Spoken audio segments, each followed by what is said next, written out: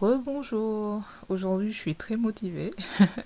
Je suis repartie pour vous refaire une vidéo supplémentaire et cette fois-ci je vais vous parler de l'amour et de la vérité.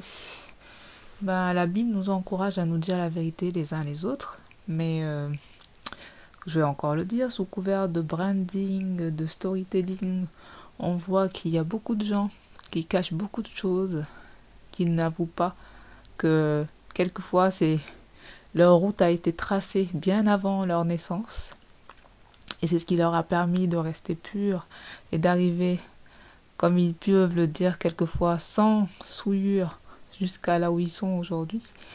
Et on sait que quand on regarde en arrière, les ascendants ont bien fait le travail. Mais est-ce que ces gens méritent mieux qu'une personne, elle qui est née au fin fond d'un village, qui a dû, pour survivre, répondre à des attentes qui n'étaient pas justifiées. Mais quand on est un enfant, on fait tout pour faire plaisir à ses parents, pardon. Quand on est un enfant, on veut tout faire pour plaire à son parent, pour qu'il soit satisfait de nous, même si quelquefois le parent abuse dans tous les sens du terme. Est-ce que cette personne qui avait le strict minimum, l'eau et la nourriture, à peine quelques vêtements pour se vêtir, qui s'est senti abandonné, isolé, rejeté quelquefois, à moins de mérite qu'une personne pour qui la route a été balayée depuis tant d'années en arrière? J'ai envie de dire, soyons vrais entre nous. Arrêtons de faire semblant.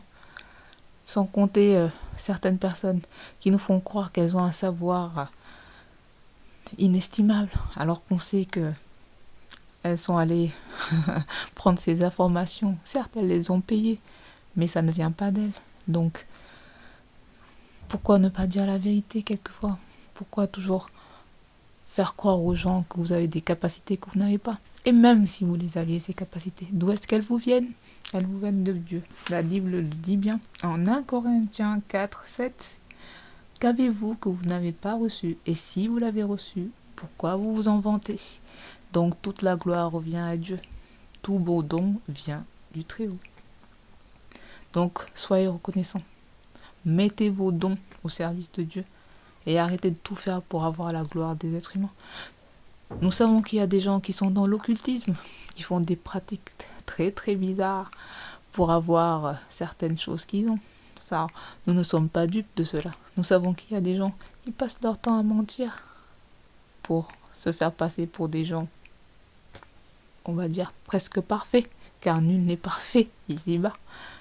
Nous savons qu'il y a des gens qui sont manipulateurs. Il y a des gens qui sont calomniateurs.